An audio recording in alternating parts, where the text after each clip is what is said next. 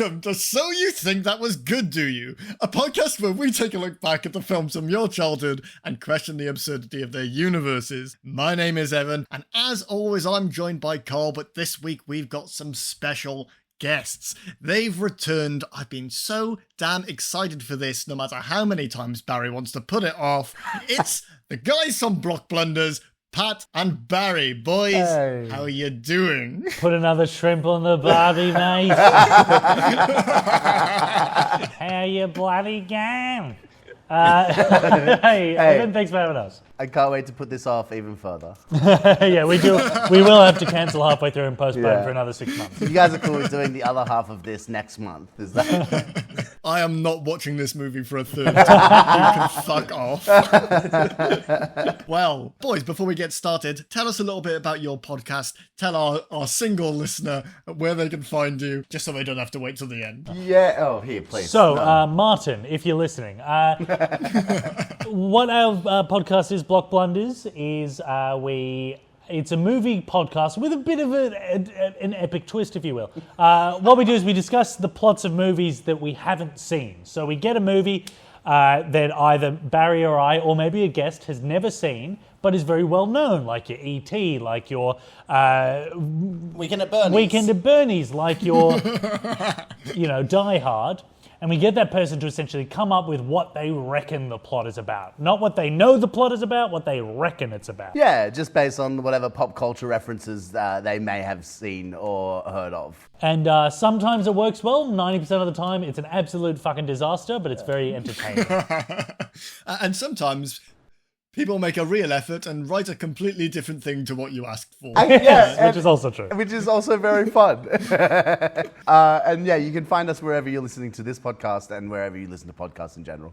Perfect, boys. Thank you for that, and thank you for joining us. So good to be here. This week, we watched Rat Race 2001, I believe. It wasn't. I thought it was earlier, but yeah, I guess you're right. No, it was 9/11. I remembered. I made a note of that as I was watching. 2001. Yeah. It's an easy date to remember. Yeah, exactly. Yeah. You don't forget. You don't get that year mixed up with anything else. Oh, I read that inspired by the Stanley Kramer's 1963 film. You thought this came out in 1963? I was like, this must be in 1963. How old's Rowan Atkinson? I'm astounded this was inspired by something and wasn't like our plot for your episode, just thrown together at the last minute. Well, I did want to bring that up. Have you guys seen the 1963 film It's a Mad, Mad, Mad, Mad World? No!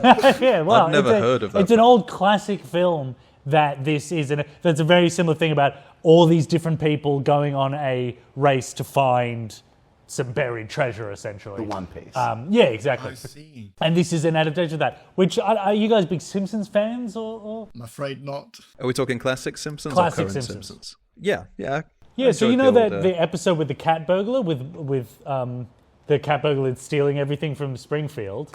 At the end of that episode, when he says, I've buried all the stuff I've stolen in this part of Springfield, and everyone goes on a massive chase, I remember that. and there are all these weird cars and planes flying and all these weird old-timey people, that it's a big reference to to that old movie.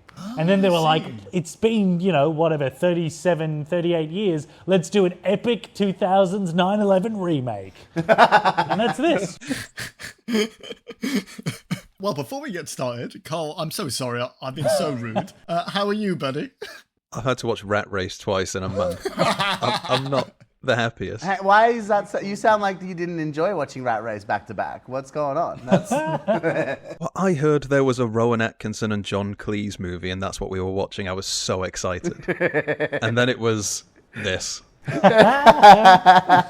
I'm going to front load this episode with something, and Carl, you may not agree, so feel free to shit on me. But on this podcast, we don't like Matthew Broderick. That's why we set up. That was our end goal was to, every 30 movies, we'll watch a Matthew Broderick movie and we'll shit on him. That's why we do this. And to me, Rowan Atkinson is the British Matthew Broderick. Oh, interesting. Okay. I'm glad that this comes up because Rowan Atkinson is not great in this movie. I think he's so good at this. I just love that. It's like I had completely forgotten. I mean, we'll get to it, but he is playing an Italian man, and I had completely wiped that from my memory of his childhood. do it. Oh man. If you say so. If you say he's Italian, I guess. No, yeah, it's the most offensive Italian you could. He's doing something, Yeah. Oh man. Yeah, I'm not a big Rowan Atkinson fan. I don't know if that's because I like Mr. he Bean. stole James Acaster's girlfriend, and I really like James Acaster, so maybe that's what's That informing bit definitely that. put him in a different light for me. I was like, wow, he's a real person who does bad things.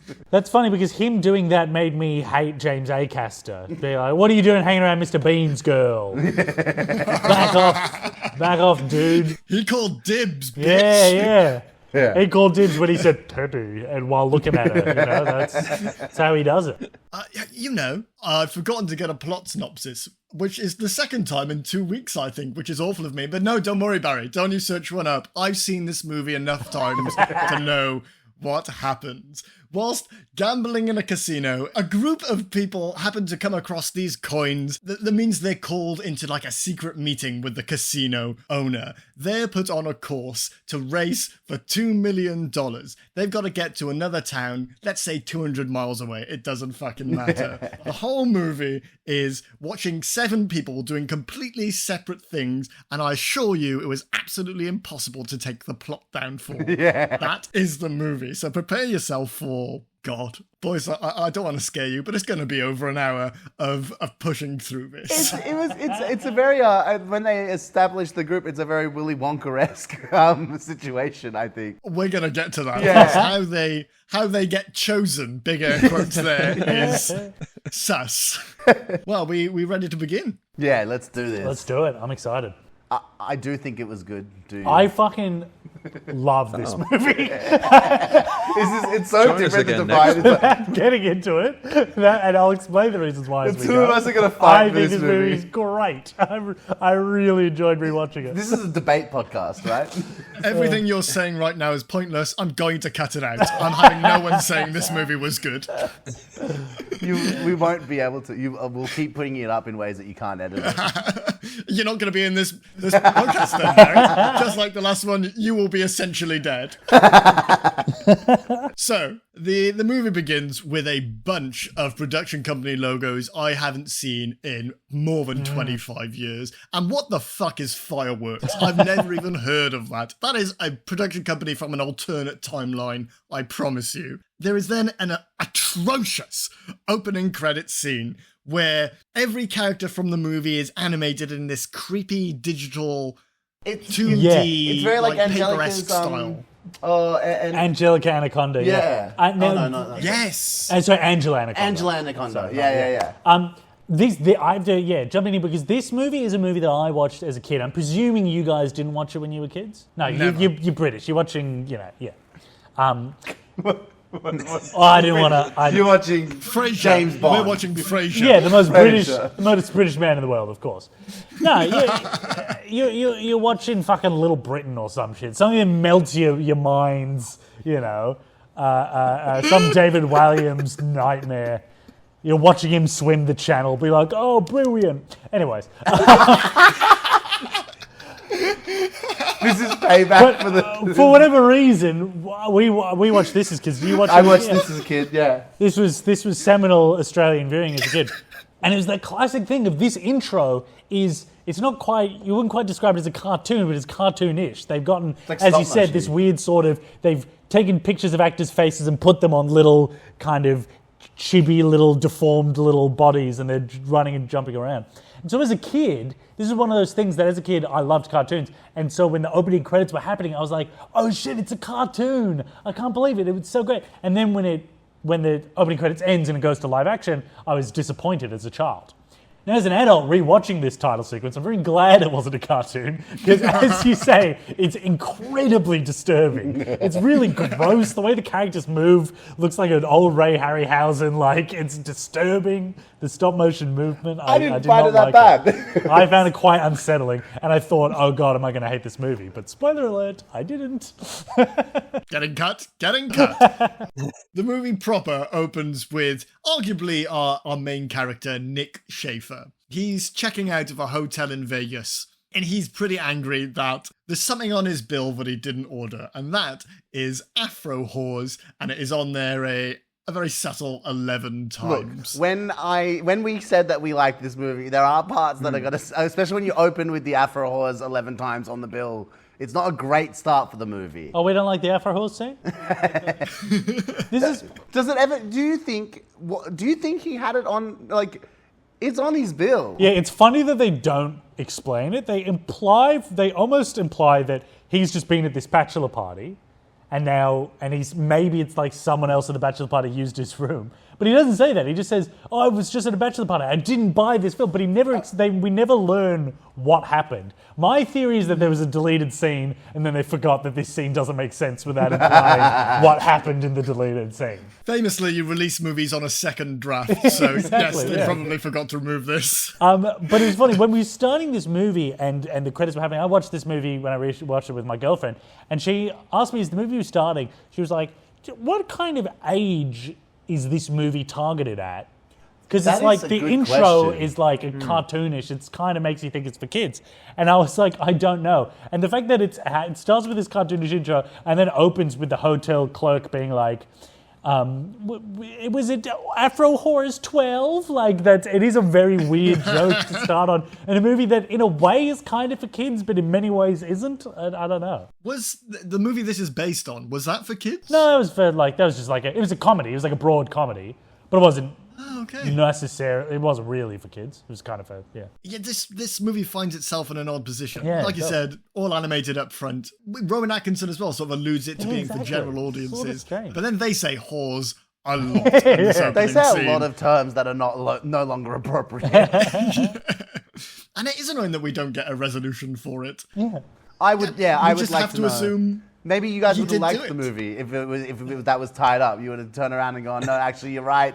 This movie is fantastic, and I was he wrong. did watch Afro Horse. Thank God. Okay, well, if you ever want to grace us with your presence again, next time we'll do Afro Horse and see what the fuss is about. Truly, that'd be a good one to see to really explore the cinematic universe of that movie. Oh yeah, we have to watch them all. Yeah. Sure. 100%. Well, at the same time this is happening, we also meet another character, Owen, and we learn that he was a referee in a football match that sort of biffed the coin toss score. coin toss, yeah. And people are angry at him, but not very important. His right whole now. storyline could get to. I hated his character. Not needed. Yeah. Yes. The scenes that were missing in the plot points for everyone, when nobody had notes, every one of his scenes. So that really goes to show we didn't need 6 people. 5 is enough. Yeah. At the same time, Dwayne and Blaine. I think Blaine is the one played by Seth Green. Maybe? No, Dwayne is the one played by Seth Green. Yeah, because the Dwayne, guy's calling okay. out Dwayne with his pierced tongue. Yes. So yeah, but important. Yeah, Blaine doesn't speak much throughout the entire movie because he's pierced his tongue. You can't understand him. I suppose that's the joke. They made it at the beginning, had to run with it for 2 hours. This movie is 2 hours. I was really worried for a second when he started talking. I was like, oh no. Have they done like deaf voice? Like, have they? I was like, Yeah, oh my God, I there's also no forgot context. what this character was, and I just thought he was a deaf guy. Yeah. And then as soon as the tongue came out, I was like, okay, I'm on board. And I won't lie, these guys, I had their back through everything they did. They were so good. Great characters. I Carl's not against I can't them. believe they stuck with that voice. That someone somewhere went, "Oh, just watched every scene and went, this just never stops being funny, does it?" He can't say words because his tongue is pierced. I love it. So much so that they bring it in with another character. Someone's got to translate it. Yeah. For us. And that person is Seth Green, who, well, we've just recorded an episode for It Part 1, which he was also in. Seen It Part 1. The 1991. Really? Oh, right. Oh, the mini with the Tim Curry one. Yeah. Yeah. That was released as a 2-part mini-series, so we're watching it. Also, it's 3 hours long, so we didn't want to do 3 hours of a movie. But anyway, I'm a bit burned out on Seth Green, so I wasn't that pleased to have him in this as well. He's in a lot from this era, from your Austin Powers to This was it was his prime time. Buffy's. It was all Yeah. Scotty Green in the early thousands. What can you say? I think he's well cast in this because he's a really annoying little rat, and that's exactly what he's playing in this movie. You know, it's exactly he's wearing a fedora 100% of his screen time, and he's a little con artist, and I think that's good casting for Seth Green. I feel like he keeps trying to cast himself Absolutely. as like I don't know. He does these projects where he's like, oh, I'm just a kind of smooth, like I'm just an everyman kind of guy. It's like, you're not an everyman, Seth Green. You're 3 feet tall and you're annoying, and you're very good at that. So just you should dive into that. Have you listened to our It episode? No. It seems like I should. I have trouble not calling him Scott too. I call him Scotty. Scotty, no. Exactly. I just call him Exhibit. How about you don't, ladies and gentlemen? Scotty, don't. Well, like you said, they're con artists here, and they're setting up a little con in this very casino. They're putting a glass over top of the stairs, and one of them is going to do a slip-in Jimmy, fall down the stairs and sue the hotel. But before they can get to that, an old woman slips on it, goes down the stairs herself. And I love that in Vegas, if somebody falls, the first thing you say is anybody a doctor? Is anybody a lawyer? Yeah. Perfect. I did enjoy this scene. And of course there is one on the scene. It's the first thing they do, and it's a bit of a running joke throughout the movie. That's right. It's a good movie. You can't deny it. That's a good scene. As I said, we'll leave the I'm going to make this so you can't edit my opinions out. One thing is that something I didn't realize is that woman who, as you say, appears a few times as the kind of Vegas lawyer who goes, I just saw you slip down there. Do you know that's a real person? There's a woman playing herself. Gloria Allred. Yeah. What? Very famous American lawyer. Yeah. Who was just playing herself being like that was a real woman who was a lawyer, who was like a TV lawyer.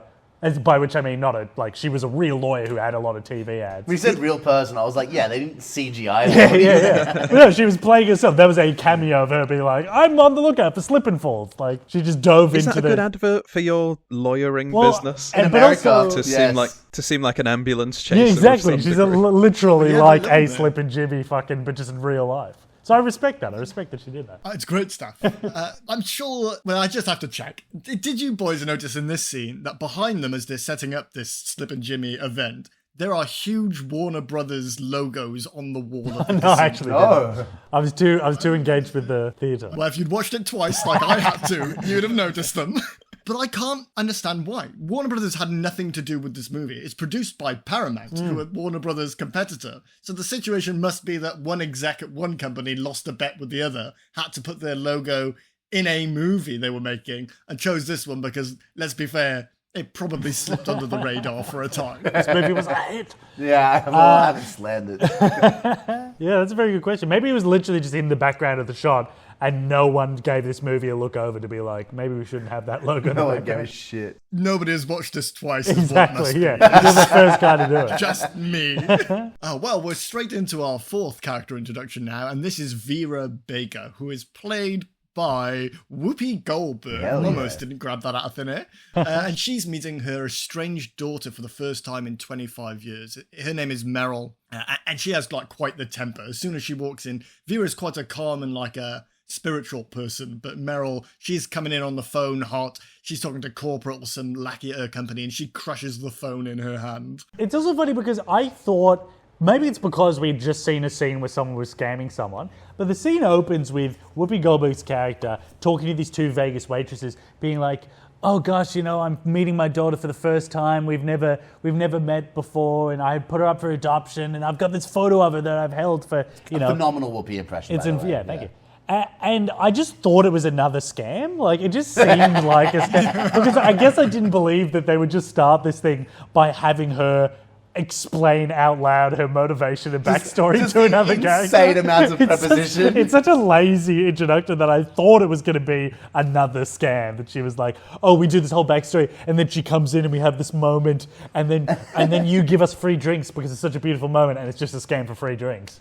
But it's not. It's completely sincere. That is what's happening. Unfortunately, this is just a consequence of what you have to do when you introduce 6 characters. all in the You same have to 10 fucking minutes, get to it. separately. Yeah. They also really set up Meryl, right, by her breaking her phone, and she's like, don't worry, I've got spare phones. Yeah. But I don't not understand what Whoopi's character was at all. The other than psychic being thing? the psychic thing. Yeah, she visits a psychic. The kind of thing is She like, live in- is she she's live the in Vegas? hippy-dippy mum, and Yeah. her daughter is this high-powered businesswoman. That dynamic really doesn't show up again at any point, except for maybe the squirrel scene, which we'll get to, I suppose. But aside from that, they really kind of skimp over that. Of all the characters, you think they'd have the most to talk about with their history. and they never have a conversation. They do less throughout conversing between the two of them than the two brothers where one of them can't talk. Or Enrico does with the random guy who picks him up. Yeah. I will also say, just because I know we skipped over him and everything, but Owen Cuba Gooding Jr. in this movie, I think, is giving one of the best performances in the movie in terms of just what he's giving. When he's just giving, maybe his plotline is the weirdest. It doesn't really hold up. It's sort of strange and everything. But he's doing it. I reckon there's some scenes in this where the delivery that he does, I remember from when I was a kid. And it's a good performance. I don't know. I think that's the problem, is that he's doing such a good job. Yeah. But because everyone else is doing something really weird and not what you expect of them, Rowan Atkinson in particular, he doesn't stand out. He is acting, and everyone else is just like, this film doesn't matter. I'll just do whatever I want. Yes, that is 100% the vibe. That Cuba Gooding Jr. is the one person that seems to be going like, this is my moment. This is my make or break. It would be between him and then the other guy who he will be introduced. Oh, the guy at the start. But then I was like, so his character is so bad. The sort of main character, Breckin Meyer. He's so boring, and he's only helped by the character that joins him later on. Yeah, his issue, I can't remember the actor's name, but unfortunately, he also looks like every other actor from this era. Breckin Meyer. This is just, Breckin Meyer balls, this guy with the fucking... I just assumed this had to be one of Owen Wilson's brothers again, to be honest. That is fair enough. Well, because... I'm getting ahead of myself. We'll get to it later. Don't worry. I have plenty to say about Breckin Meyer. What are we 4 points in? It feels like with some of the characters, they just added so much. And then with guys like this, they put up where they're like, it's Rowan Atkinson, and he's Italian, and now he has narcolepsy. Yeah. Go. Exactly. There's a lot of cocaine behind this script. It's like not subtle at all. No. What I do like about Meryl here, though, when she breaks her phone and she has others, and it does allude to this bigger backstory of her being stressed and stuff, which does link to Vera's psychic. But also, the guy on the other end of that, who needs to get in touch with Meryl, and she's broken her phone so he can't. So he has a list of phone numbers that she carries at all times that he has to work through 1 to fucking 30 every time until he reaches her, and she breaks that and then starts again. Yeah, you would be like the most stressed employee, having to plan out all your phone calls. Like, okay, at any moment she's gonna snap her phone. I'm gonna have to fax her. You gotta assume it's after every call, just to Absolutely. If she's got Even if multiple she's phones. happy, like, I'm so glad to hear that. You've done a great job. Smash. Just snap. Yeah. Hit me up. Like, that's when she's in a good mood, she tells him to hit him up. She tells her the next number. Yeah. So Vera and Meryl sit down for some drinks, and Vera starts to tell Meryl that her psychic told her to reconnect with her because she's lonely, worried about money, and is having trouble speaking. So this is just really the backstory for why, after 25 years, Whoopi Goldberg is looking for her daughter. Yeah. Because that's all we're going to get. Well, really, why else would you do this? So... Yeah. If your psychic tells you to do something, you do it. Yeah, no, like you said, this is all we get. This is kind of, for me anyway, the most interesting story, and let's leave it here. Let's forget. Well, that's not important anymore. Once the money's dangled in front of them, the psychic didn't predict that, did she? Well, we've got to get into our next character introduction before the money, and this is number 5. This is Randy Pear and his family. They've just come to Vegas for a holiday. There's 4 of them. He's promised he's not going to gamble. I recognise this guy for stuff. Who but is could this not for the actor? life of This is me. John Lovitz. John Lovitz. Yeah. He's despicable in every movie.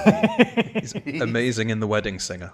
He's going the I've way not seen that. I love John Lovitz. And I think he's so good in this movie. He's very funny.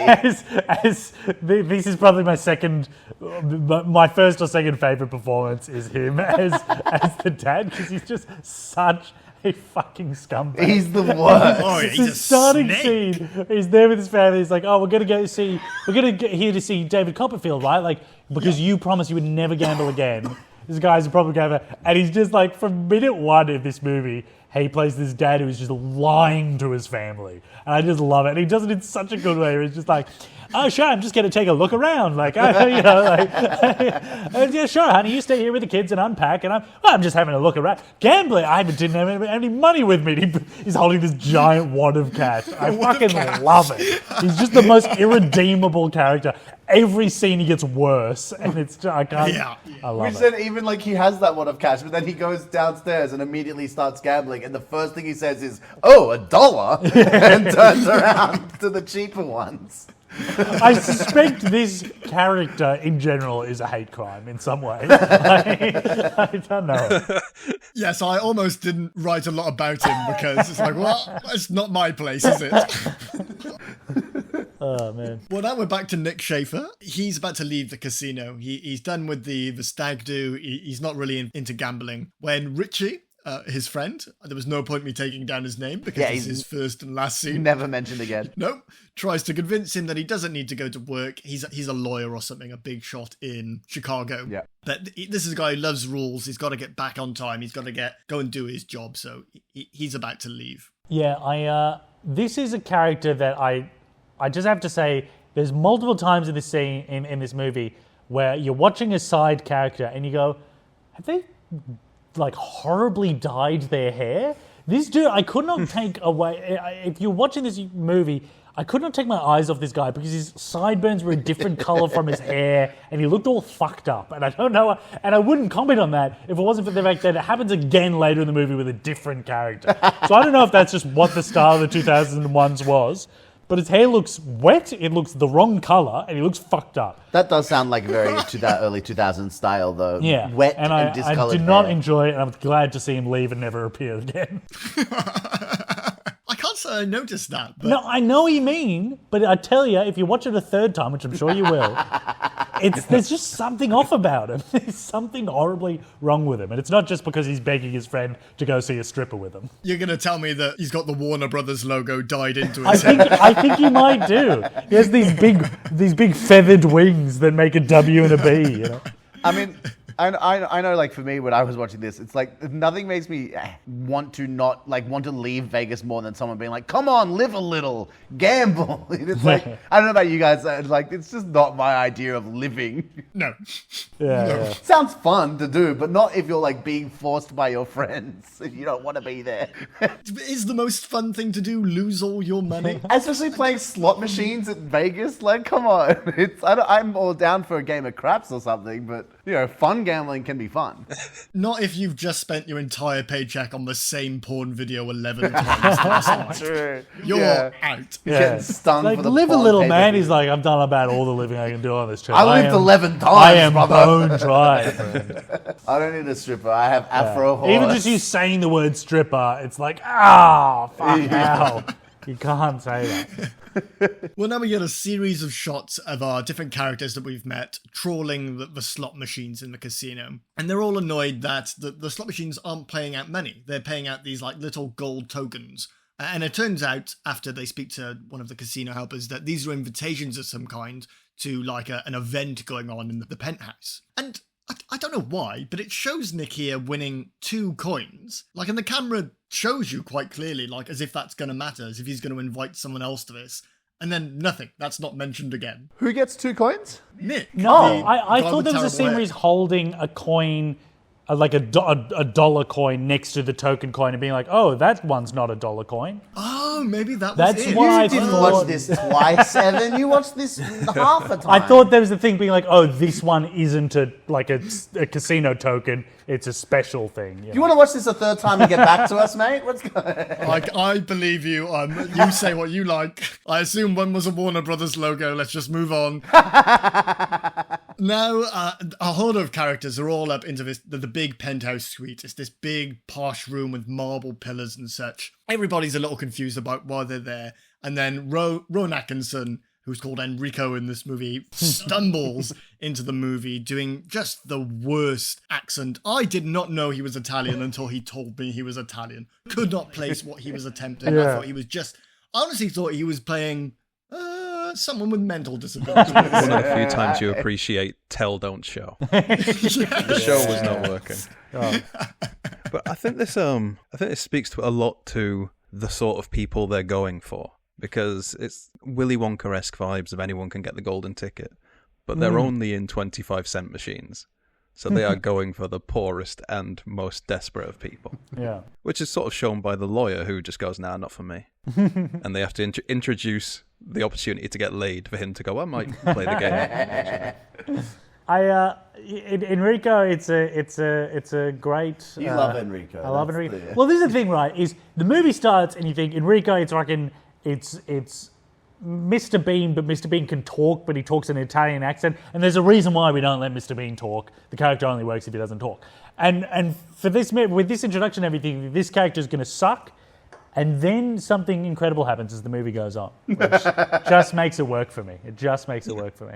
No, it doesn't. And I remember watching this the first time and being genuinely angry at you, Barry, for selecting this movie. As soon as he came into the room and did that fucking Dracula-esque accent, I thought, I thought it was a personal attack. Like, I picked it because I thought it'd be a fun movie to watch because I'd watched too many bad movies. I'm devastated to hear you guys had to painfully sit through this.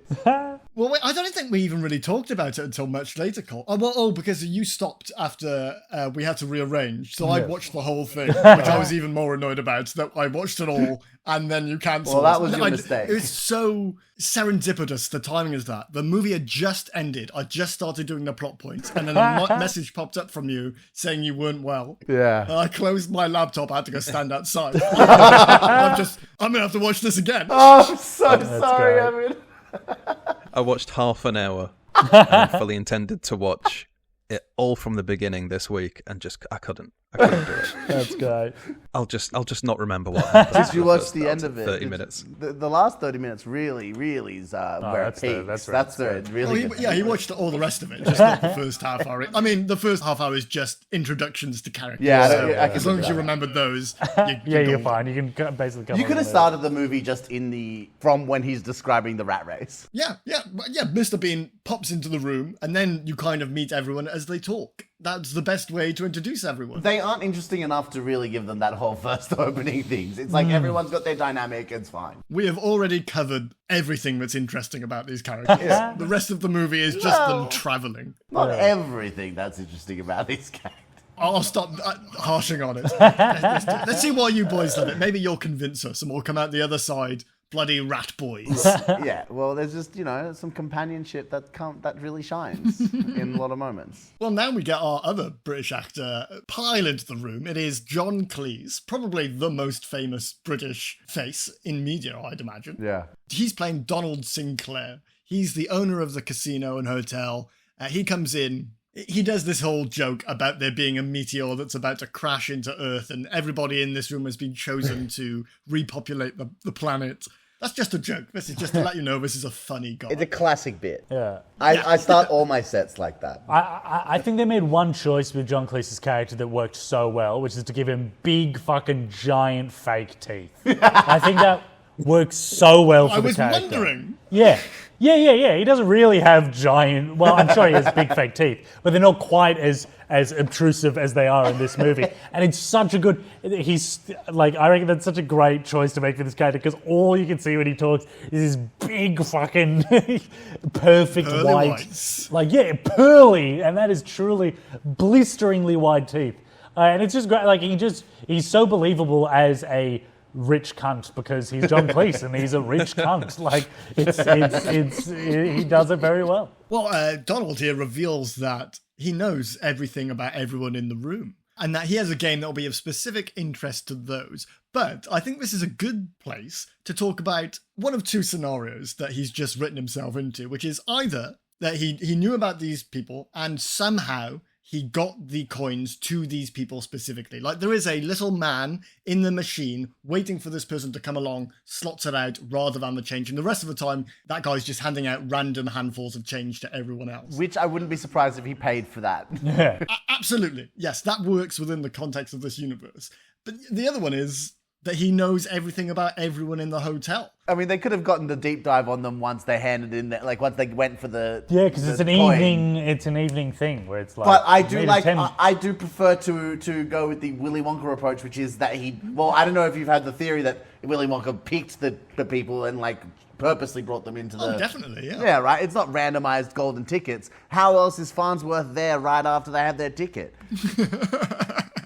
I have a related theory, which is that John Cleese is a sort of Morgan Freeman, Bruce Almighty style character, and that he is God. He is God, and Not the devil. No, he's God. This is what God's like. Yeah. God is. God just fucking loves rich people. Actually, that's not. There you go. Yeah. That's what the Bible would have you believe. Exactly. Well, we also see as he's explaining the rules of this game to people, which is that there is a race. There's a 1 in 6 chance of everyone in this race getting the money. Better odds they get in the rest of the casino. But we also see that on the other side of like a one-way glass, mirror on this side, glass on the other side. If you don't know what that is, I don't know why I'm explaining that. We see it looks a crowd of rich people sort of betting already on these characters around the table. And he tells them they've got to get to Silver City, which is about 200 miles away. First one to get there, open the locker at the train station, gets $2 million in dollars. Yeah, $2001 as well. That's good money. Yeah, that was. I was watching this with Lucy, and she kept being like, "Would you really do that for $2 million?" And I'm like, "Probably in 2001." Also, they didn't know it was going to be hard. Yeah. I'd go to Mexico for $2 million. Yeah. New Mexico. Yeah. Like that, I'd do that. I'd make my money back and then some. Travel from A to B isn't that much of a task. Exactly. Yeah, Now it turns out to be a little, and therein lies the It makes it appeal a of the little movie. difficult, you know? It's actually harder than you think, and you might even have to break the sound barrier. Yes. No spoilers. I think this movie speaks a lot to the different view that we had of rich people back in 2001. Yeah. Pre-financial crisis, you go, oh, it's crazy little rich people just betting on people in a race. You make this movie now, and it's Squid Games. Yeah, well, it has Well, game vibes. I think it is. I think it's not a particularly flattering view of rich people. Rich people betting on poor people like dogs, I think, is already fairly negative. I'm quite impressed with this movie in a pre-financial crisis world to take that stance. I do like that they then used that as the premise throughout the movie. These little cut shot scenes where it would be like random scenes that you'd think are normal or like really weird out of place scenes, and then suddenly they all jump out from behind. Yeah, I love that. That's one of my favorite parts of this movie. All these little... We were betting on it all along. Yeah. They're betting on the plane. All those and interstitials, I love that shit. It's great. We get into it later, but I love that. Okay, so both of you guys hated the movie by this point, I'm assuming. Whoa. Why do you think that? I have no idea why. Who, if you were to like this movie, who at this point in the movie would you be betting on to win this race? Oh, good question. It was the first thing that came to mind because I forgot who had won it, so I was sitting there being like, "Come on, Seth Green." Part of me wants to say Enrico because he's the wild card. Yeah. Yeah. Not because I like the character in any way, but he's the one you'd least expect of it. But I think John Lovitz's character looks the most hungry for it. Is he who's John Lovitz? John Lovitz is the dad, Randy. Oh yeah. Randy, yeah. He does anything to get that fucking money. Yeah. See, I would have assumed Enrico as well, but because I thought that accent was fake and he was 100% undercover in some way and was going to Oh, it's interesting you say that. Because, yes, my girlfriend who had never seen this movie before was watching it being like, he's the real owner of the casino. This dude who shows up out of nowhere and just says, oh, I'm Enrico. This guy is the actual owner of the casino. Donald Sinclair is a cover and he's the real, and he's gonna at some point break into Rowan Atkinson's sort of suave, actual British voice, and He's actually Scrappy Doo. when she said that, I thought that would be a far better ending to this movie. Well, that's maybe why you were so disappointed. You're giving this movie too many expectations. That's far too much for writing when you're on cocaine as much as these guys were.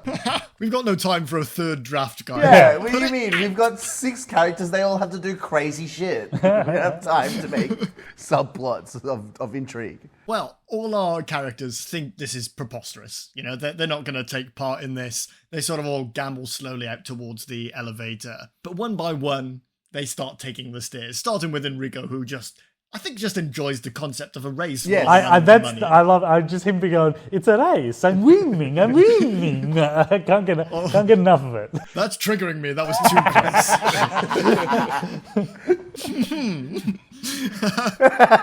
But then Owen follows suit, and it's only really Nick who's left. He makes this money anyway. He doesn't give a shit about winning the race. What I do find odd here is, as of other movies of this era, Who Let the Dogs Out starts playing to imply, fast pace, action is happening. But that's not what this song is about. Why do they keep doing it in these movies? I love this song. I'm out on the town, and there's more ugly people out than I would expect of an average night. That's what the meaning of the song is. So why is it playing whilst they're all running for money? That song's not about just dogs that have gotten out of the pen. That's Yeah, you're assuming too much for the average listening audience. They just go, "Who let the dogs out?" Yeah, it's great. They're all running. That's all great. running. I'm the dog. yeah, the dogs. I'm a dog. Yeah. Let them out. yeah. I used to listen to that song. It was I had a single of that song on CD and a CD. Showing our age. I know, and a CD player.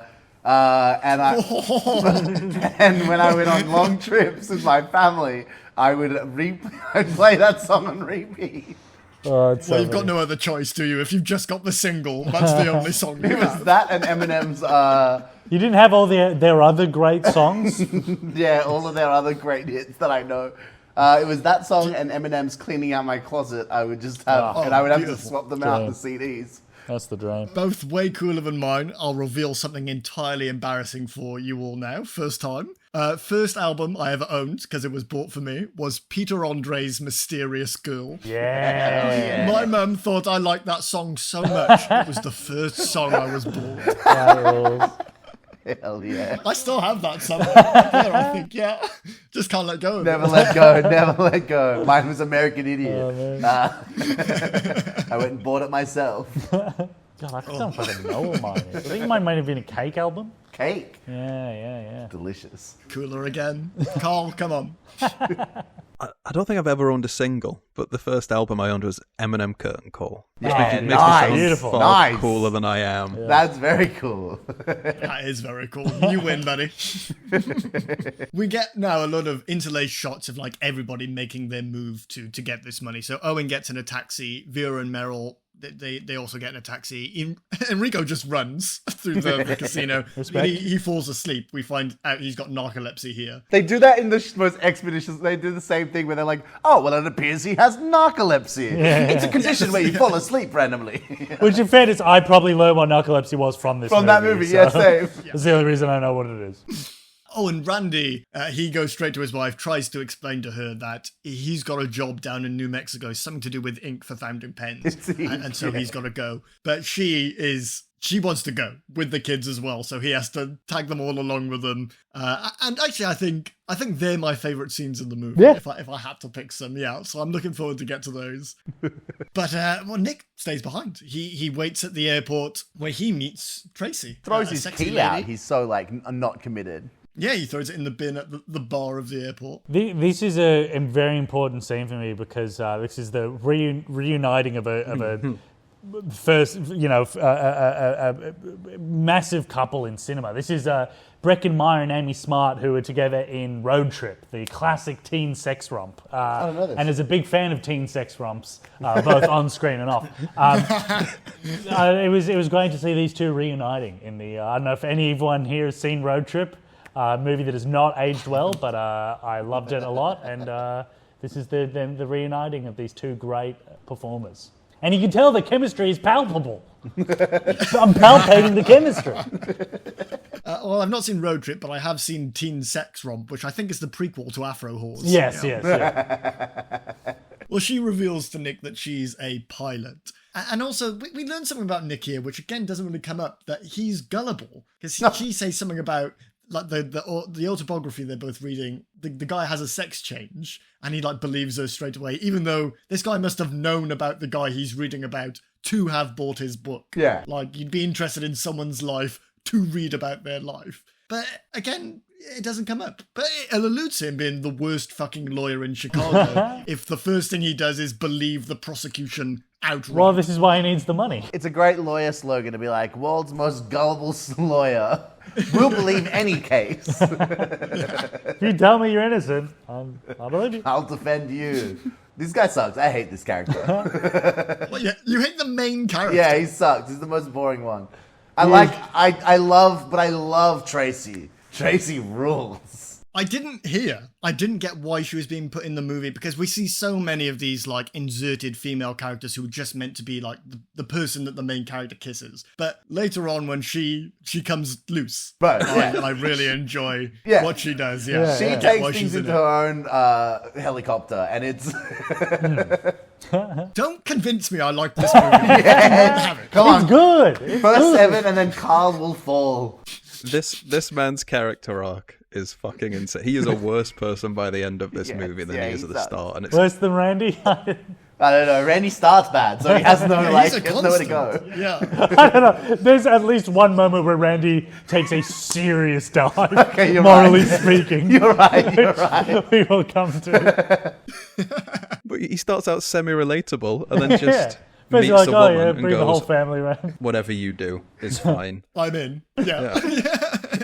Of course, we can nearly murder your ex-boyfriend. Oh, I can't wait to get to that. This won't Okay. come back on me one day. Let's get as a lawyer. Hey, hang on, I'll Let's explain. get Hang there. on. There's a good reason why. When we get to that, there's a good reason why he gets into that car and it just goes on, and she makes it very clear. So Vera and Meryl, they get on a private jet because Meryl's so rich she can just afford that.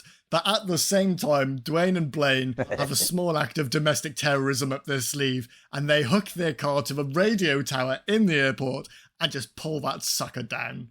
Insane that they're not just killed These on guys, site in the airport. I'm telling and they you, get away. These are the best guys in the movie. These are my boys. These are the guys who are gonna win it.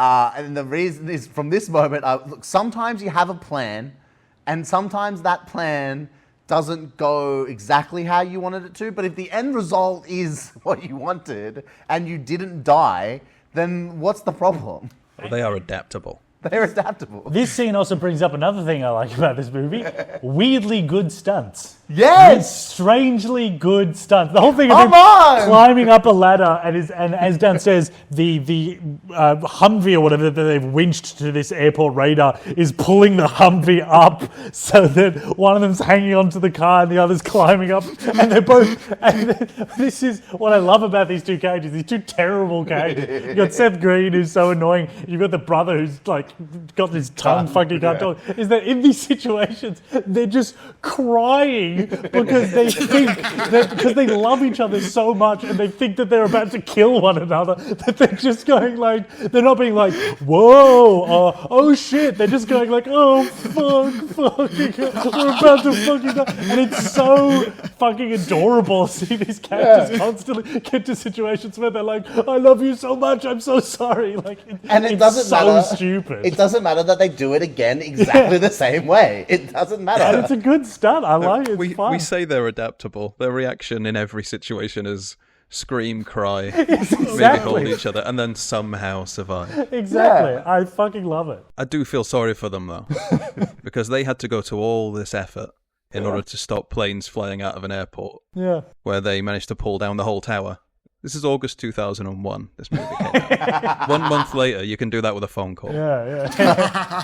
Yeah, holy shit. I wonder when did this movie come out? Was it August? Just before? They must be so glad that they were like, I'm so glad we made it a plot point that they can't fly a plane. Yeah.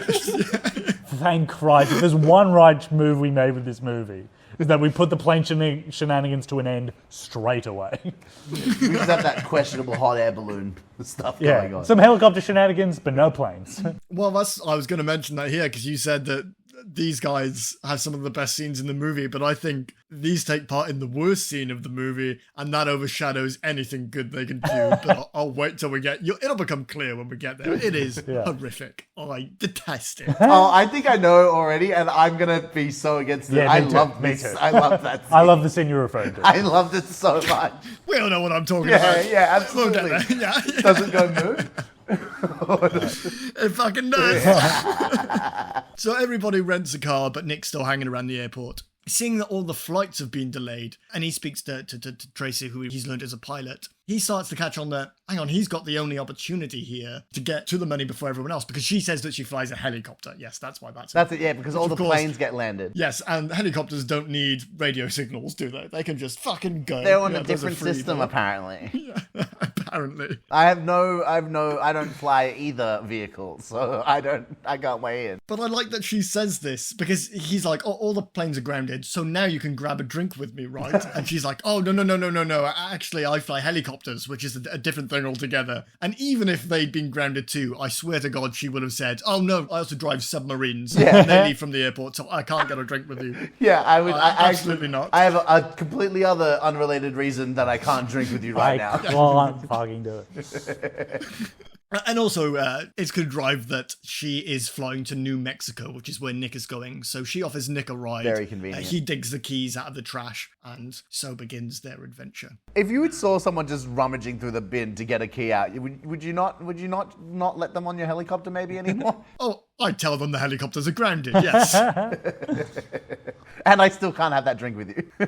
And at this point, I probably would have made the note that why isn't she like sus to him being so fucking insane? But then we know why, yeah. It's 'cause she's... Of equal parts, she is insane, yes. Well, now we're on to Randy. Oh, this is great stuff. He's in the car. His kids want to pull over because they need the toilet, but he's absolutely refusing to. He wants to get to New Mexico before everyone else. Arguably, he wants this money more than anyone else. He's so keen to get there. And he's pulled over by the police for speeding. I would say him and the brothers need the money the most. Like, are the two groups that really are thirsty for the cash. I don't know if Randy he's afforded a holiday to Vegas. Randy works at Home Depot, is what he says. Randy needs it because he's a problem gambler. Yeah. Is why he needs it. Oh, yeah. He would also lose the money within a week. He'd bet it all. He would take that entire $2 million and bet it all, trying to double it. Which he absolutely wouldn't. No, He'd be back in Vegas. $2 million. 25 cents per seat. Double zeros. And now we're over to Owen, which might be one of the only scenes we're all happy to talk about him for, where he gets abducted by the angry taxi driver that I think we didn't mention earlier on, who'd seen the game that he'd biffed, and he's left in the desert. And as this taxi driver's removing him from the car, sort of all of Owen's clothes come out before him somehow, which I quite enjoyed. Because the pants you can understand, but how the shirt came off in that transaction. Oh no, he wraps the shirt around his feet. That's how it comes off, Yeah, and so he just ends up walking through the desert with his shirt wrapped around his feet, almost naked. To Patrick's testament earlier saying that this guy gives a good performance, that scene where he gets the water for the first time and he's like freaking out about having been in the sun, it's a good... It is what I would expect someone to have a reaction to having water around them. And also when he gets dumped out of the desert, he immediately shoves his feet in the shadow of two cactuses and he's hopping from shadow to shadow. And it's a good performance. It's a good, I liked it. Just wasted on this movie. Yeah, he really just looked like a guy who has been sentenced to death, by the way. That taxi driver is, for all intents and purposes, a murderer. You cannot, that man would die. It's a great setting to put it in this desert area, but then and as I made a note later on when we talk about things, but a lot happens in this desert. It's a desert. I mean, it's the desert between Las Vegas and it's all of Nevada is like desert except for Las Vegas, which is a part of a desert that's just kept alive by ridiculous amounts of water being pumped in from other states. Well, yeah, but there are little suburb little bits as well, and and that's where you get those houses where they.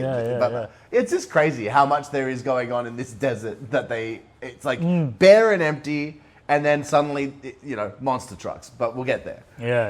Oh, we're going to mention that, don't we? If I had to pick one thing in this movie, just one, that just didn't make sense to me. How is he getting there the same time as everyone else? How is this trek across the desert not costing him 40 days and fucking nights? That's how long it took fucking Jesus, and he was fucking God. How is this guy getting to Silver City at the same time as everyone else? They've all had problems getting there, all right? That's they all the get point. delayed.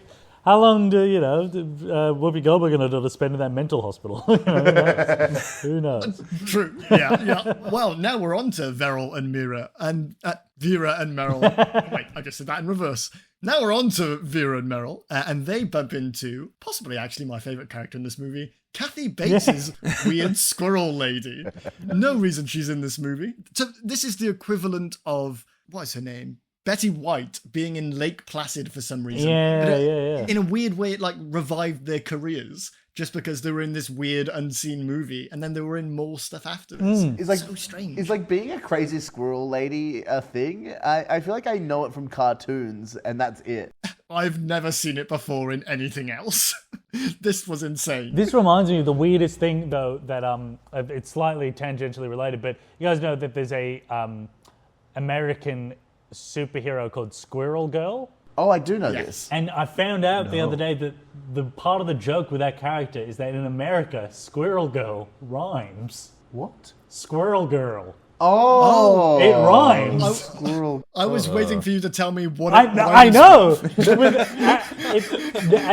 For us, you go rhymes with what? Americans go, yeah, it does. Squirrel girl does rhyme.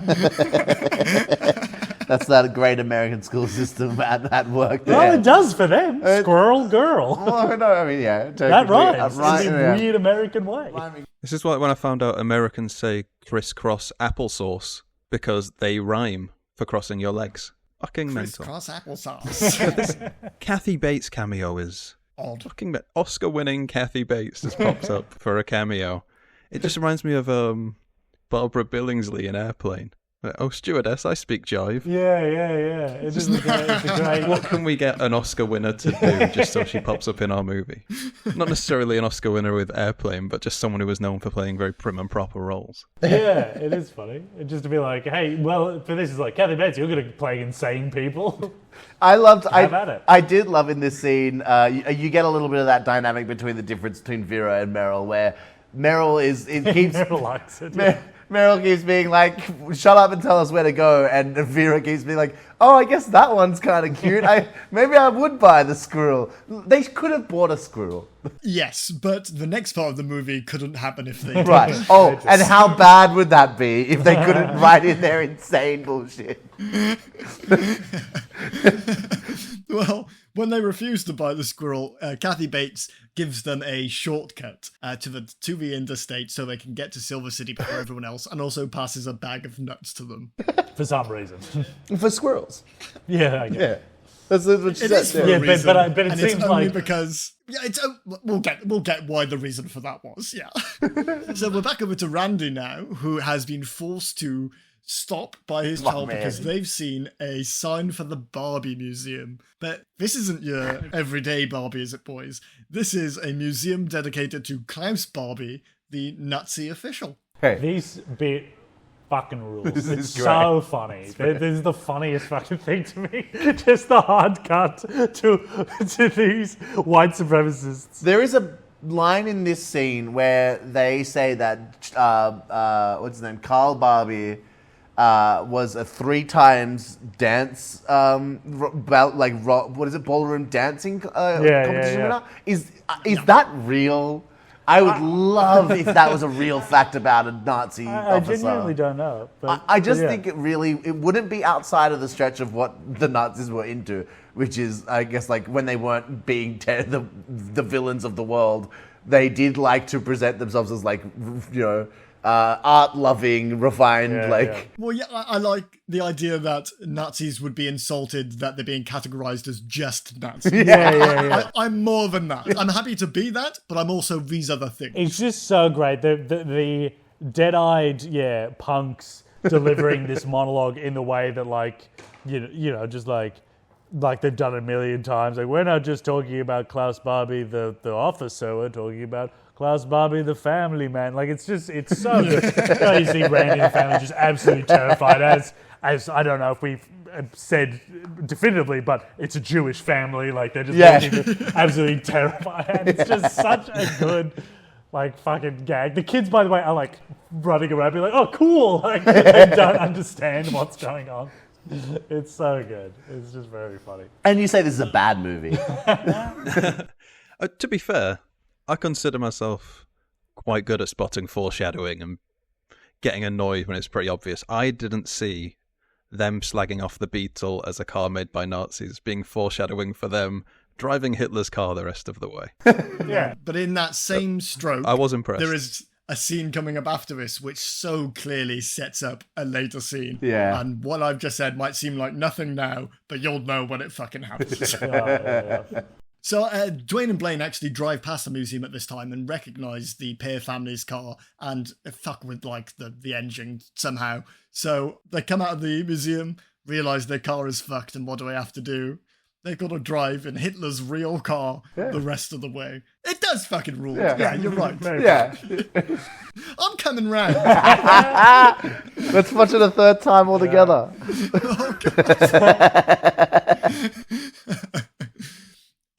Now we head straight into another scene that fucking rules. Yeah. Tracy is flying her helicopter towards Silver City, but she's taken a short detour. She wants to wave at her boyfriend as she drives over his house, but she spots her boyfriend's ex-girlfriend's car outside the house, drives over the back garden, sees her in the pool with him, is so annoyed Charlene is there, and then immediately attempts to murder them with the blades of the helicopter. Really quickly. Just from 0 to 100. Love it. And incredible, this scene. But really quickly, something that, and this might annoy you as the thing that annoyed me in the movie, but out of everything that I could focus on, the thing that pissed me off was that they're in this pool and then they're like, oh, it's so nice and warm. But they're in the desert in Vegas. Like, do they want a warm pool? Why are they? It's like the middle of the day. It's not jacuzzi time. It also really shows you, from the helicopter's perspective, really shows you how fucking dire the Vegas suburbs are. Oh. These houses just in the middle. It looks awful. Fucking so terrible.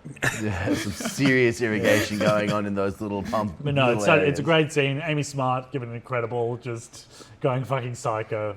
And getting him involved by handing him things to chuck down. Like, open this bucket of paint. We're going to drop it. Impressive that they did actually explain why there was a bucket of paint in the helicopter. Because earlier on, just like, you were flying them all down to Silver City so we can get them painted. And it's like, so we've got the paint in the helicopter. I'm impressed that they How's that for the foreshadowing that. Because I remember watching being like, why is there a bucket of, oh shit. Like, you're not helping your case for how low the bar has to be for I a was bucket still- of paint I was to be impressed. in a helicopter. Is that why this movie's good? Yep, that it's one they of had many, the paint. many There was a infinite reason for the paint. There's some incredible scenes. That's the only thing. I mean, she really goes to town on them with and the stunt flying of that helicopter. I can't tell. Like, that was some cool little maneuvering with the good stunts. Good stunts in this movie. I don't know if it was just the desert aspect of this, but this really had Kangaroo Jack vibes for me, this whole scene. Have you boys seen that? Yeah, well, that's a classic thing of you go see the trailer and you're like, damn. Did I hear recently that Kangaroo Jack was meant to be an R-rated film and then got dropped out? I could believe that. That might have been in our episode. It might be, yeah. But the thing is, Kangaroo Jack, of course, made for an American audience about Australia. When you watch it as an Australian, there's a scene where they arrive in Sydney Airport and then they go driving, and then the next scene says you're arriving at Coober Pedy. Coober Pedy is so fucking far away from Sydney. It'd be like if you're like, oh, we're landing in Heathrow, and then just the next scene there's like Russia 5 kilometers away. Like you'd be like, what are you talking about? You went through so much. Where is the place? Like, where's Cooper? What? Coober Pedy's in the fucking outback. It's fuck. that Coober Pedy is the town that's underground because it's too hot to live on the surface. Oh fuck! I know that place. Yeah, So yeah. they just cut straight from Sydney to Coober Pedy without any explanation of, we've been driving for a while. It's just like, oh, I think this is it. Actually, is it over here? Anyways, tangent. I didn't mean to trigger clearly very buried feelings within you there. I only mentioned Kangaroo Jack because it reminded me of that. And also, I don't know if we mentioned it in your episode, but we referenced Kangaroo Jack, but I think I skipped over telling you what it was. No. Yeah, when we take a photo with Barry in the back of the car when he's dead, they do that in Kangaroo Jack. Oh, you're right. Yeah, I forget that. An odd scene to mention. I don't know how many people have actually seen that movie. Great Michael Shannon role. Yeah. Oh, yes. I forgot he was in that. Yep. I bet he wishes he had.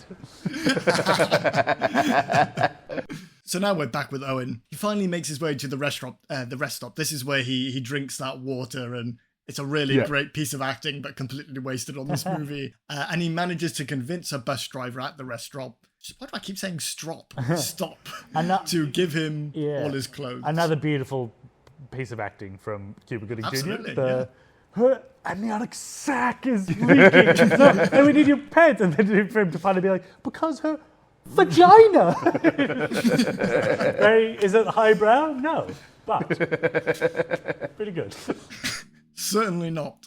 It would have been more convincing if Owen was clothed in the scene, but the fact that he's all naked should have been a red flag to the driver. But we gotta. I only need the clothing items that I'm missing. Quick, give them over.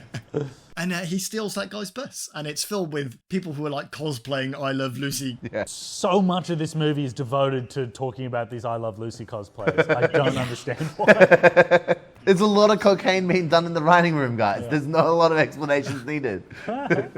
I Love Lucy was playing in the background. That's where the idea came from. I was reading that the writer of this, his main thing was being brought in to inject humour into other people's scripts.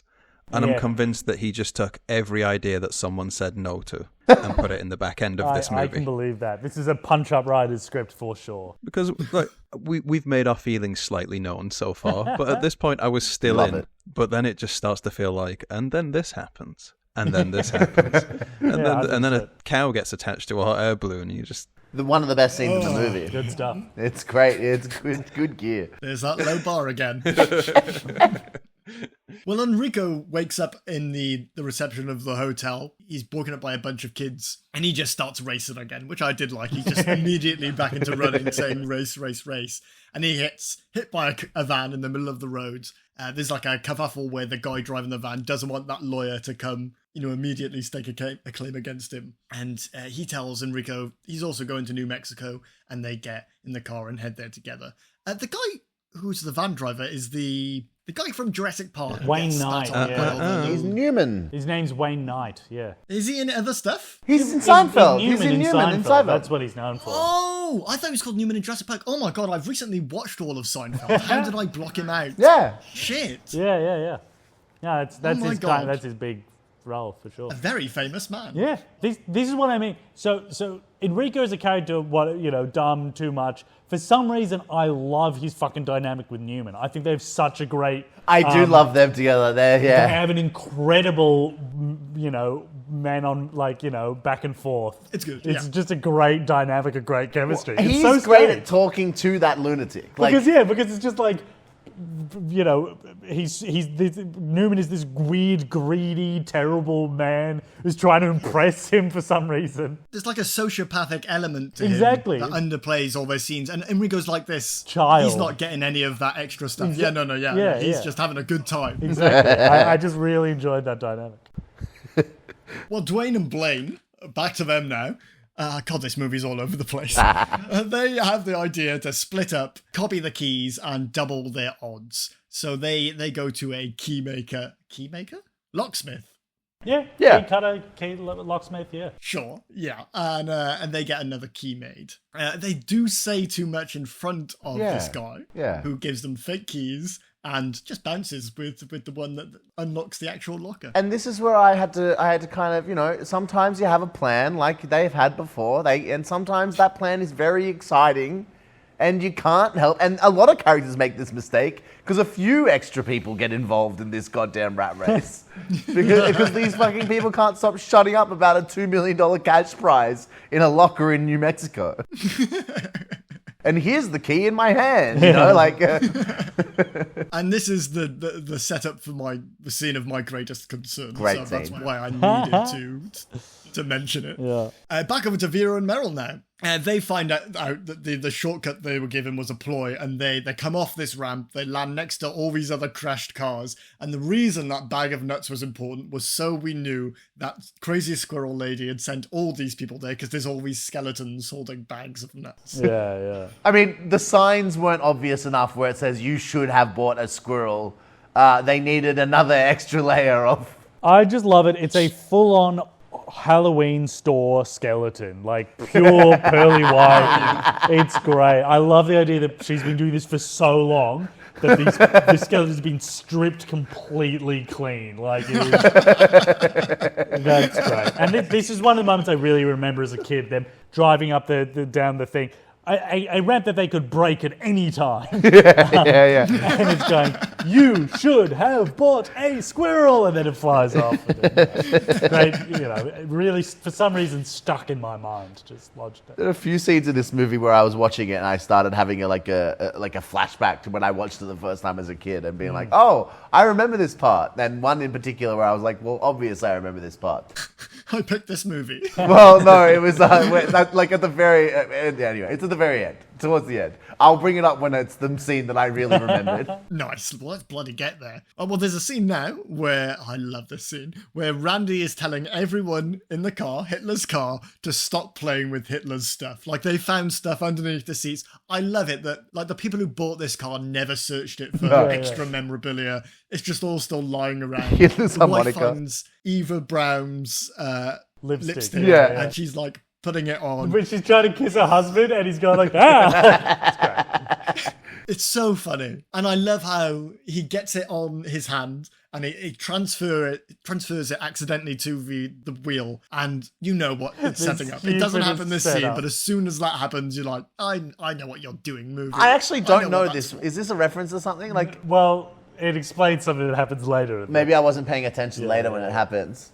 But I know exactly what it is. It happens soon, Yes. so we'll get Okay, to it. good. Yeah, I love it.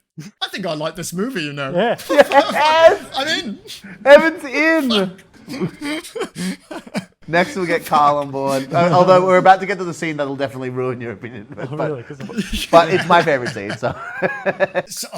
This is also good, yeah. Enrico and Zach are hauling their ass to New Mexico, and Zach, who is Newman's character, by the way, he reveals that he's transferring a human heart to a hospital in New Mexico. And he's like, go on, Enrico, take a look. It's bloody good. And Enrico does more than that. The way he like, describes how to get it out, it's like, come on, it's been locked in the box. It needs air. Like, the weirdest conversation. It's just so incredible, the performance from Newman, you're just being like, if there's a heart in the back of the car, you want to see it? Like, it's so, he's like a child. He's just like the excitement of like, I've got a human heart. Would you like to see it? To a drifter he's never met. It's great. It's fucking great. And as you'd expect, the car hits a bump in the road and that thing goes flying out the window. Of course it does. There's an odd little scene here where Tracy and Nick run out of gas. Yeah, they've stolen the boyfriend's car after she tries to kill them. That's run out of gas. And they just stop and siphon it from a police officer. And the way they steal it is by pretending that they're peeing in the road next to the police officer's car. Yeah. Onto the road. Like, just onto the middle of the road. 200 feet from their car. They've just come over here to piss into the road.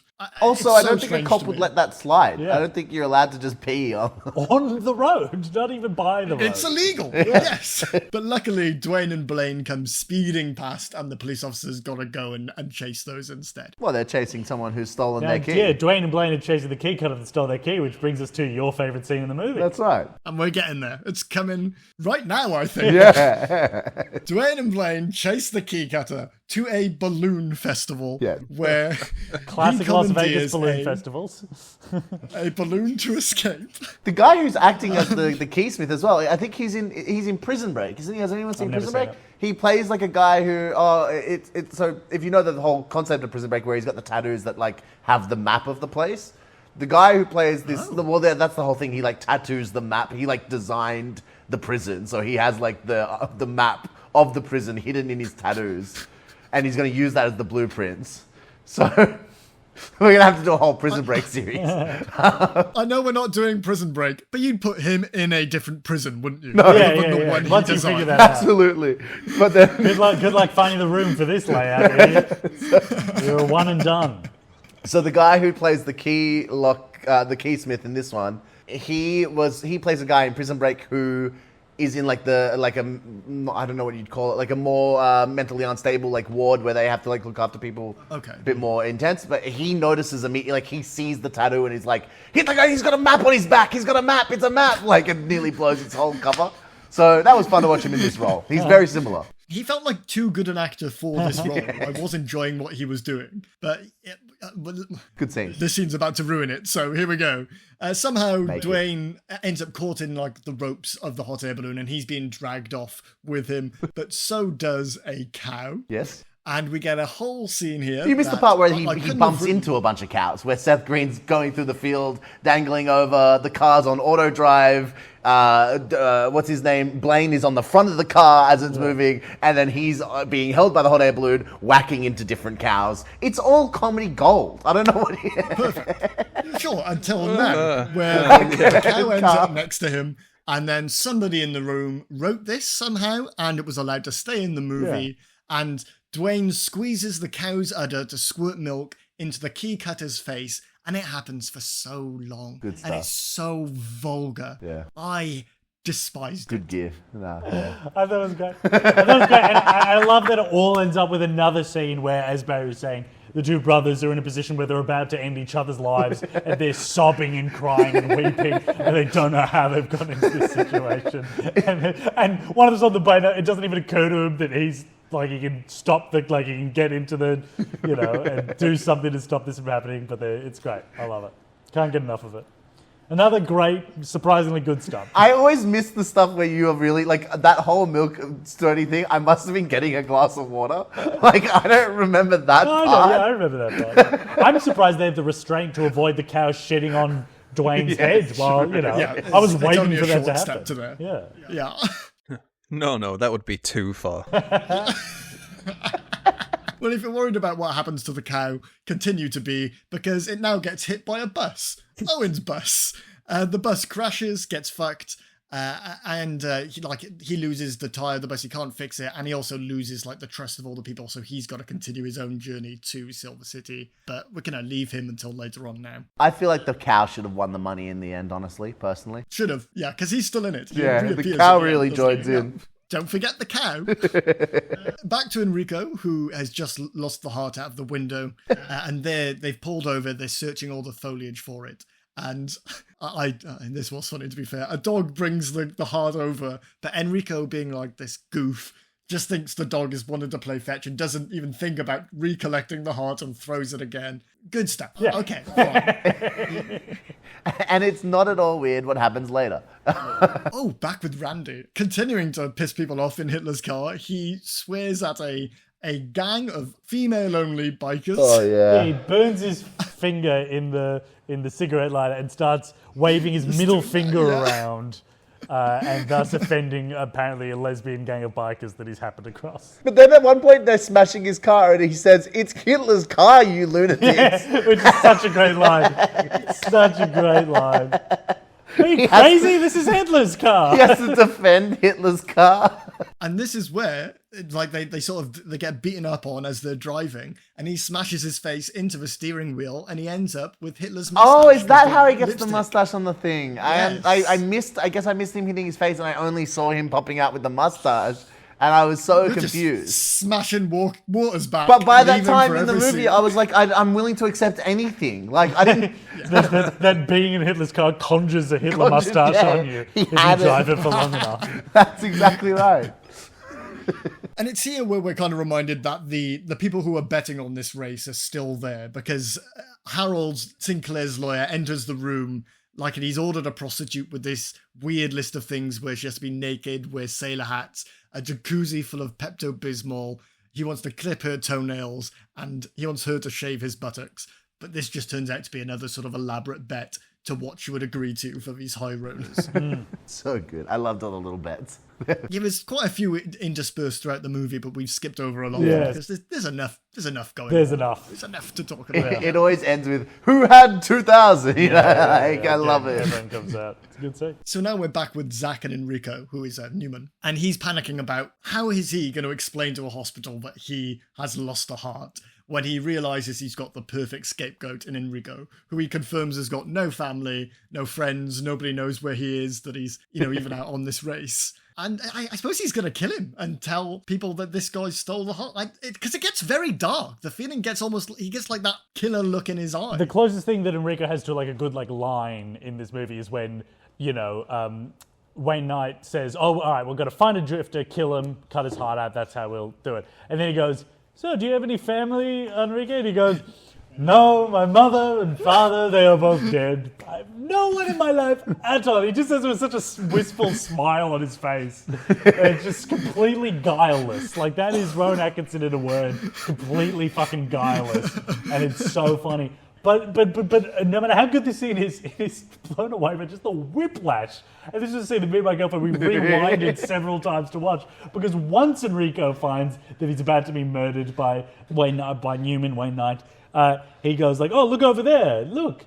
And then runs off a few feet and then just leaps in the air, and somehow a bullet train speeds by and he whisks away on it. It doesn't make any sense. It looks visually insane. It doesn't look like, it looks like he almost gets hit by the train. Do they even have bullet trains like through? I don't know why it would be through rural Nevada as well. There's no sign of a train track there when he runs and jumps into it. No, that's the way the road was going. Yeah. I promise you. It doesn't make any sense. And the effects are questionable. Yeah, in yeah. that scene. I know it's 2001. It looks like when Austin Powers jumps in the time machine in Austin Powers 2, where he just jumps and then his body freezes and it twirls around in a circle. The worst part is this just, like, I feel like this only sets up the scene that comes later and he's on the train, which is by far the worst scene in the movie and should be removed, which is him and a baby. Oh, yeah, that's coming really That should be cut from the movie. Like, We're in the tail end now. So yeah, Enrico jumps on the train. He gets away, but luckily there is this funny scene where Zach like connects himself to an electric fence by accident, and the heart comes back to life. So he's like, "Oh, it's fine. All these dog bites in it don't matter. The heart will still work." But I'd say arguably starting a heart outside of a human body not what you is wanna as do. bad as damaging it. Yeah. it's Fucked. Now. that heart is fucked. Yeah, there's no point. Back with Vera and Meryl. Everyone's sort of in the end phase of their journey now. They're wandering through the desert because their car has crashed, and they reach just an event that's being held in the desert that is there to break the land speed record, and they steal the rocket car. Somehow they drive all the way through the desert. They're going over all these different planes and levels. Somehow they stop without killing themselves, and they get out, and immediately they are herded on to a bus full of people with mental disabilities who are being herded back to a mental institution. Yeah, I thought it was a great gag them pretending to be like That kind of is race fun. car girls to get into the race, to the machine to pilot it. And I like that all the researchers working on the Lightspeed record are genuinely excited that they broke their record. Yeah, they don't not care. as concerned that their entire proprietary technology's been stolen. But it's good. Have any of you ever watched The World's Fastest Indian? Because that makes me, it's talking about the bike Indian. It's like so. Indian motorcycle. Yeah. And it's set in these, like, we're setting the world's fastest land record. And it was a movie that was strangely played a lot at my school growing it's a up. classic school movie for some reason. And it made me mad in this scene because I was like, it's actually very difficult to drive those, thank you very much. You can't just jump on in. I'll accept the train jumping on bullet train speed. I'll accept the cow being tied up and drifted away. Okay, it's an Australian movie. This is Oh, why these is two it? have no idea what we're talking about. I was That just makes looking it sense. up. It doesn't make sense why they would play it at schools. Yeah. It's a hard thing to do. I felt that same way without having to have the movie as the reference. I imagined it Yeah, was you would think that you can't just do it. You can't just drive at the speed of sound. So Dwayne and Blaine they're driving down the interstate. They're almost at Silver City also. Now, this is the They part get in the movie distracted. where I went, I remember this scene. Yeah, I remember this is a seminal moment. This if you know is what I'm formative. This put the semen in seminal if you watching it as a kid. Well, yeah. a lady shows her nipple piercings to Blaine, and they start to drift. And off can the I road. ask, in your version of the movie, does it show her breasts and nipple? Or does it... No. Okay. In ours, Did no. it for you at all? Not full frontal. No, and it doesn't at all? Because I feel like I have a memory of it being... No, they being- never showed the Okay, tit. They it never goes showed up. the tit. It scans up and then... Well, you see this You see side. the side, boob. yeah. You see side... I don't think they rings. ever showed the tit. in Okay, this I was movie. wondering I think it's a PG movie. because I watched it on Apple, and I was like, oh, did they just like edit it and move the camera That's up? your teenage mind, Right. adding filling the blanks, Yeah, so to speak. that's upsetting. This movie was nearly What a perfect. great Mandela effect for you. Where you'd inserted those I swear you tits. saw the nips in Rat Race. You're thinking of the teat of the cow. That's it. Yeah, that's getting the two scenes confused. Well, they come off the road and head on to a monster truck racetrack, which is just being held next to where they were. Again, in and the this is a desert. good place to mention several times. People in this movie have just come off the road. They are all on, and there has just been an event Yes. being held there. The Nazi Museum, Yeah. the Veterans Convention, which Randy ends up at, Yeah. the monster truck race. And I'd love to get inside the mind of a state planner who painstakingly drew out the maps for like the areas of Nevada, Yeah. residential, industrial, commercial. Then he gets to tourism and he's like, oh shit, I've filled out the map. So he builds one long road, Yeah. puts all the tourism stuff along it, and he's like, people are going to love it. They can see all of it in one go. Journeys will be 10 times longer. They'll get to see it all. And I will love it that we kind of, but the whole veteran scene that Randy does, where it's just like, yes, he's got the Hitler mustache on his lip, and he burns his finger. Yeah. He also burns his tongue, so he can't speak properly. And it's just such a tortured way to get him to flip off veterans and speak in fake German because his tongue is burnt. Yeah, it's very forced. But so forced. But what saves it is just the old veteran pulling out his gun to shoot him because he genuinely thinks it's Hitler. I love that. I just had to mention that. I have a fun fact about that veteran. Oh yeah, Played by Gene LaBelle, who's a very famous wrestler from back in the day. oh really? Who was very famous for. Have you ever heard of Steven Seagal? Yeah, of course. Yeah, maybe. Who he once claimed that he couldn't be choked out. He had a perfect technique. Oh, is this the dude? And the man who choked him out and caused him to shit himself was Gene LaBelle. Oh my god! What an incredible legacy to have. I'm That's so glad amazing. Oh my God. I remember. See, this is a good movie. I think I wrote down in back that in. scene when they pulled the gun out and shot. I think I wrote in the notes next to it, be like, my biggest disappointment in this movie is that Randy wasn't shot for real. Absolutely. He's such a menace. I mean, they could all be shot. They We're could all be fucking shot. insane. Yeah. Yeah. Well, somehow Enrico got. Oh, I should actually mention first. Dwayne and Blaine steal a monster truck. Yeah. And they escape just in time in it and get back on the road, I suppose, because they're going to end up in Silver City in a monster truck. Enrico somehow got on the train that he jumped on, and this is the second worst scene where he lets The baby second worst play with scene. the key. This is better than the cow Well, he scene. doesn't actually molest the baby. He's just trying to get his key back. It's That very guy did suggestive. molest the cow. He doesn't. He does because he's like reaching all up in there and shit. Like, That's fine. He needs to Yeah. get the key back. He's Italian. It's if different there was rules. any moment, it was like, at what point, if I had someone who was making faces to my baby that much on the train, I'd be telling that guy to fucking leave, like, go away. This was pre 9/11. People didn't know. Well, that's exactly what happens. People start getting angry on the train, and eventually he's going to be kicked off for molesting a baby. And it just so happens to be conveniently out front of the. Of the train station, yeah. Yeah. Well, of course, we're getting to the end of the movie now, and so we've got to get the characters there. Everyone just starts arriving in Silver City, just show up. regardless of what's happened. They all start foot racing towards the station because they've all lost their vehicles. Enrico's train pulls in, so he arrives there first. But just as he's about to open the locker, he falls asleep because remember, he's narcoleptic.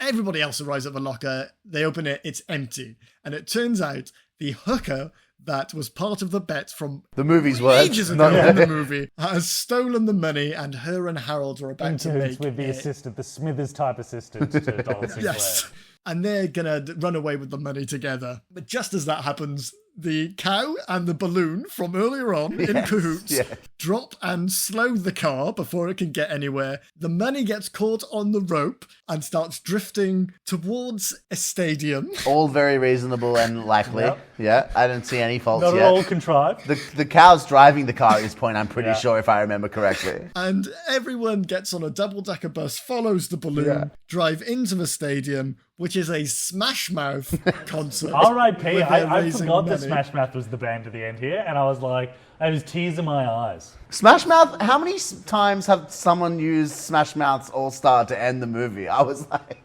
This was right in their heyday. This this is is Shrek. 2001. This was in their Like, heyday. were they a big band? Were they, like, really, really well, famous? from the years of 1999 to 2002, Yeah. you better believe it. Damn straight, apparently. This movie was huge.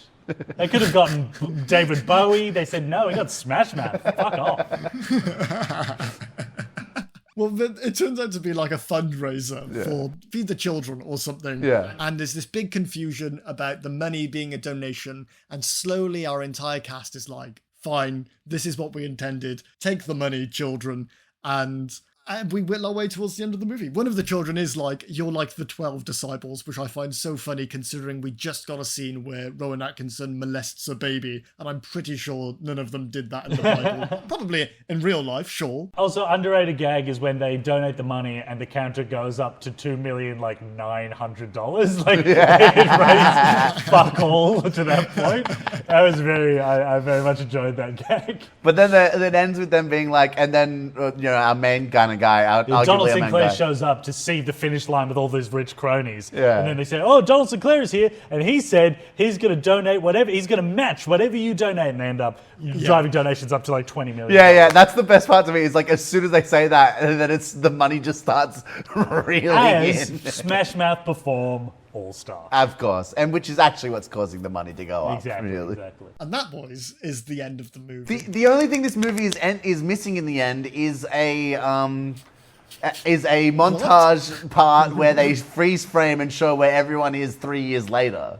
I thought that's what was going to happen. I was really I watched the surprised. I credits. thought it would freeze on each person and go, these two are married now. And Yeah, right. Well, they left it up to the viewer to decide. Rat Race 2, Now We're Still Racing, is coming out. Yeah. I hope that's a joke. Please. Oh, reboot now. Oh, no, wait, I like it now, don't I? Yeah, Also, that's right, so- Evan. You've gotten on board. Something that occurred to me is that on that final scene where they're all on stage, do you reckon the lead singer of Smash Mouth was looking at John Cleese and being like, that guy will outlive me? Do you reckon he would have predicted that in a million years? The lead singer of Smash Mouth Oh, is yeah, dead. he's just died. Yeah, he died like a month ago, Oh if my- that. A whoa. couple of weeks. That's why I said RIP before. Holy Yeah, shit. I was still emotionally processing the news, and then you forced me to watch this movie, which I didn't realize he was the host. I contest that. Barry forced us all to watch this movie. Well, agree to disagree. Hey, forced. And also, I enjoyed every second of it. Just be glad. Like, I've heard some of the movies, the atrocious movies that you guys have had to watch. Yes, All right, we can make this no one is not as bad as the others. I legitimately I thought I was going to hate this movie. I knew I enjoyed it as a kid. I genuinely was surprised at how much I enjoyed it on a second viewing. Well, let's get into that right now, boys. Here's the question of the pod. Pat, we'll start with you because I think we started with Barry last time. So, you think that was good, do Yeah, you? man. I mean, good physical humor, great stunts. A lot of, the fact that every scene is completely disconnected and doesn't make any sense from one scene to the next makes it. It's like you're watching a sketch show. It's just no boring character development. Just gag and gag and gag and gag. And not all those gags are good. What I didn't realize rewatching this movie is that it's a Zucker Brothers produced film, which makes a lot of sense in retrospect. Those are the guys that did Airplane, and the guys that did Hot Shots, and the guys that did a lot of the scary movies. They produced this movie, and it makes so much sense because it truly is just gag. Oh, wow, And yeah. there's very little plot and very little character and very little. It's just like, let's get to the next set piece. And I like that. That's what I enjoy in a movie. It shows you that you can do a lot with a movie when you get all of the backstory out in the first 10 minutes. Exactly. You get all the preposition done, and then you can just do whatever the fuck you want for an hour and a half. I've stumped you. What a review. If you just get all the plot out of the way, you can just do whatever you like. I love it. Carl. I'm going to say yes, because I need friends. We'll take it. Carl's in. Evan. I didn't have a problem with this movie for the first hour and 10 minutes, and then if they'd remove one scene each for each group of people, Yeah. I'd have gone, good comedy, but there was about 20 minutes where I was just flagging. I can fair. agree with that. Yeah. So yeah, good movie. Oh, well, I've come around a bit. I don't hate it as much Yes. as I did, but it was just, it was way too long. There was way too much setup. Which Oh, didn't it flies by like a cow tied to a hot air balloon. Yeah. The funny scenes really hold it up because some of them are really funny, but the lack of segues between each. They just slow the person movie is a down, bit Evan. What are you talking about? With segues, this movie is 3 hours long. I think you hit the nail on the head at the beginning. If Owen was taken out of this, we'd have lost about 20 minutes and it would have been better. Perfect. Yeah, I think. true. But, I'll say that. we got what we got and we've watched it. So that's all that's important. And I think, boys, if you're happy, that wraps us up. Because we've kept you for long enough. I realise it's getting late there. Oh, that's okay. That's all good. Thank you so much for joining us. It's our pleasure. Thank you for having Thank us. you for having us. It's so fun. It is our pleasure. It's been absolutely brilliant. Thank you for this very long recording session. One last time before we end off, tell everyone where they can find you. You can find Blockblunders podcast wherever you listen to podcasts. You can follow us on Instagram. We also have a TikTok, but we don't post there as much. So Instagram's the best place to go. And if you like the pod and you like listening, you can also email us on blockblunderspod@gmail.com. Perfect. And I'll put all that information in the description for you all. Thank you again, boys, for joining us. I've really enjoyed this. Thank you, Carl, for being here and suffering 5 hours of my voice today. I know that's a big task for you. Join us again next time. I'm not quite sure when this episode will release because we're doing a bit of a season thing at the moment, so I can't tell you what will be next week. But hey, leave us a 5-star review. Leave these boys a 5-star review. Follow them on everything. You know our stuff. Goodbye. Bye-bye.